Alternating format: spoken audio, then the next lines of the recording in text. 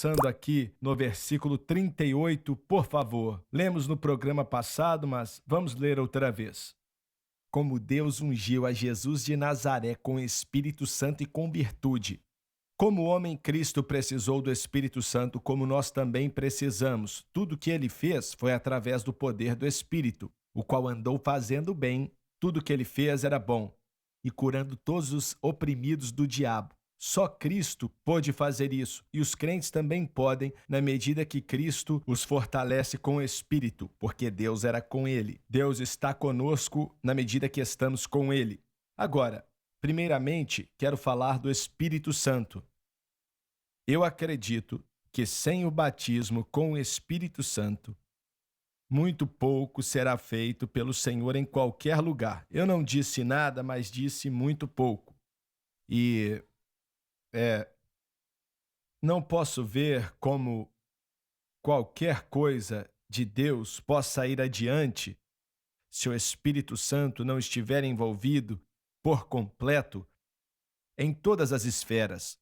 Vocês acreditam assim também? O que vocês acham? Eu creio assim e nós vemos isso, inclusive, não só no Novo Testamento, mas vemos isso até no Antigo Testamento.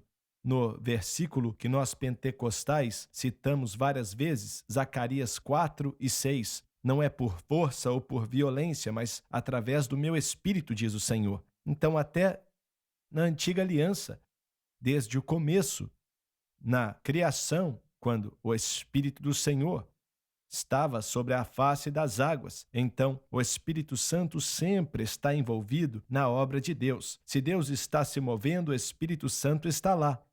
O que acontece com a obra de Deus é que tem uma grande parte do cristianismo que nem acredita no batismo com o Espírito Santo, com evidência de orar em outras línguas.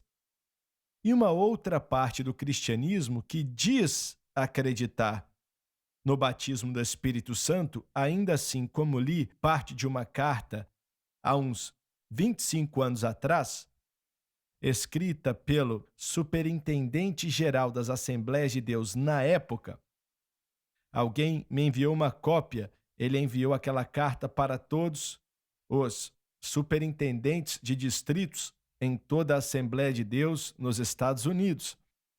E na carta ele disse: nós tomamos conhecimento de que poucas pessoas estão sendo batizadas com o Espírito Santo em nossas igrejas.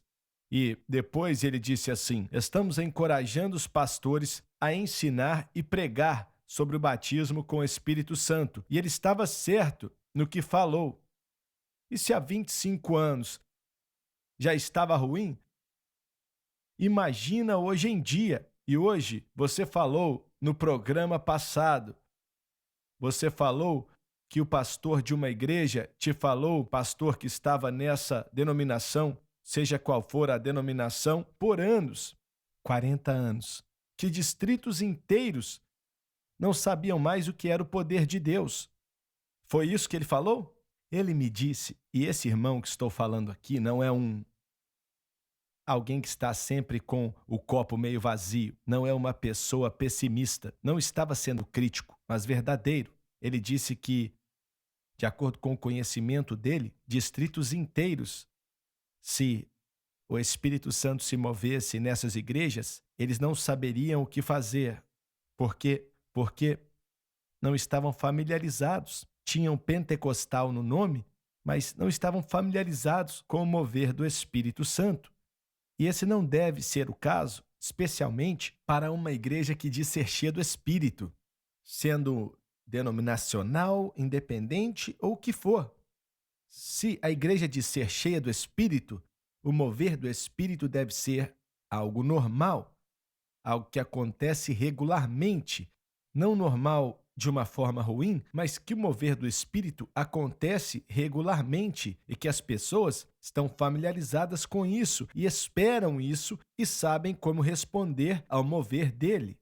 Nós não sabemos o que fazer quando ele não se move. Então, existem muitos que não sabem o que fazer quando ele se move.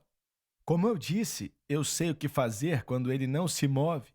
Eu clamo porque eu quero que ele se mova. Eu sei o que você quer dizer, mas só quero mencionar que quando nós não sentimos o mover dele, clamamos: Mova-se aqui, Senhor, porque nós precisamos que ele se mova, pois a única maneira que algo pode ser feito é com a ajuda e o poder do Espírito Santo. Então, como é que fica a obra de Deus quando você tem as denominações que supostamente tinham que proclamar e praticar o grande batismo com o Espírito Santo, já não praticam isso mais? Como é que fica a igreja e a obra de Deus? A igreja está em apuros. Está mesmo. A igreja está em apuros. E estamos falando das igrejas pentecostais. Dá para imaginar as outras igrejas? Existem milhares, talvez milhões de igrejas que não acreditam. Pois é, e eles nem se importam com esse tipo de discussão. E quando você visita essas igrejas, você pensa que está em algum tipo de clube, mas a igreja pentecostal existe um esfriamento drástico acontecendo na igreja, na Assembleia de Deus, na Igreja de Deus e tal. Estava falando com meu irmão Bill, que mora perto de Atlanta e visitou uma igreja pequena outro dia, com 9 pessoas. 9 pessoas estavam lá? Sim. Cabiam 125. E eu falei: Bill, e o que você pensou? E ele falou: totalmente morta. Morta. Tudo ali. Morto. Ele falou que saiu e não voltou nunca mais. E claro que isso aí, ser negativo sobre uma pequena igreja, e eu cresci em igrejas pequenas, elas não têm que ser mortas, podem ser avivadas.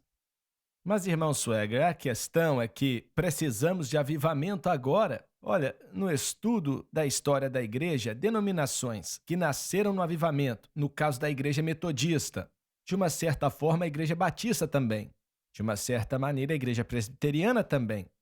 As igrejas luteranas nunca nasceram de um avivamento, como eu imagino o avivamento. Naturalmente nasceram porque Deus trabalhou na vida de Lutero e por aí vai.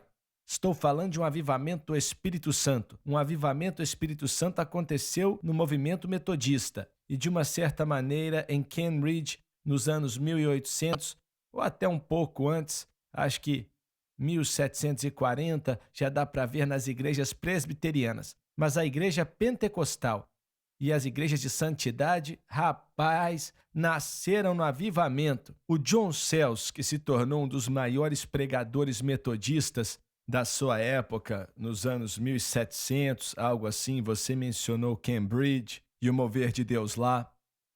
Ele era um bêbado. E ele ouviu falar desse grande culto acontecendo e pensou: vou acabar com esse negócio. Ele não sabia que tinham milhares de pessoas ali, não é? E ele achou que ia parar. Pegou o cavalo dele e, chegando perto, escutou um barulho, um barulhão, e pensou: o que é isso? Tem uma cachoeira aqui perto? Eram milhares de pessoas adorando a Deus, louvando a Deus. Naquela época, juntavam-se 20.000 pessoas. O poder de Deus fez ele cair do cavalo. Literalmente, jogou ele no chão. E quando ele levantou, não se levantou como um bêbado. Não se levantou como alguém que ia lutar contra a obra de Deus. Ele levantou tremendo e entregou a vida para Cristo, e não saiu dali o mesmo homem que era quando ele chegou. Ele se tornou um dos maiores pregadores da igreja metodista e provavelmente viu a salvação de milhares de pessoas. Mas é disso que precisamos desesperadamente. Recebi essa carta outro dia de um dos seus ouvintes, telespectadores, que disse: Dr. Gray, estava escutando o programa no qual você participava e você mencionou a mãe Bills de Detroit, no Michigan. Você lembra disso? Lembro. Ela diz: e os meus pais foram salvos e batizados naquela igreja. Queria que você pudesse ter ouvido a mãe Bill. E ela diz que quando as pessoas oravam naquela igreja, o que você descreveu aí, quando as pessoas oravam, parecia que havia um rugido, como de um leão. E ela escreveu e disse: durante o culto, outro dia, o irmão Darrell cantou: Deus é o meu refúgio. Isso aconteceu em nossa igreja. Você conhece essa história. O Darrell cantou: Deus é o meu refúgio, e ela disse: Eu chorei, porque me lembrou do toque do poder consumidor de Deus que eu senti há tanto tempo atrás. Exato, foi isso mesmo. Isso foi em uma quarta noite. Sim, pense nisso. E ela sentiu isso através das ondas de rádio, do Centro Familiar de Adoração. E eu senti porque eu estava lá e você também. Eu te digo, há uma fome, há uma fome pelo Pentecoste verdadeiro nas igrejas hoje. E muitas dessas igrejas, inclusive nas Assembleias de Deus, estão mortas. Mas em muitas Assembleias de Deus existem pessoas famintas, sedentas, que ligam para a irmã Suegra e dizem assim: Olha, eu estou nesse tipo de igreja ou nessa, mas nós queremos o que vocês têm aí no Centro Familiar de Adoração. O que vemos no Centro Familiar de Adoração agora ainda está longe do que eu quero ver. Não está perto do que eu quero ver e creio que Deus vai nos ajudar a ver. E quero falar disso um pouco mais quando voltarmos do intervalo. Eu aprecio tanto muitos de vocês que nos assistem todos os dias. Saiba que é bom estar com você. Voltamos já.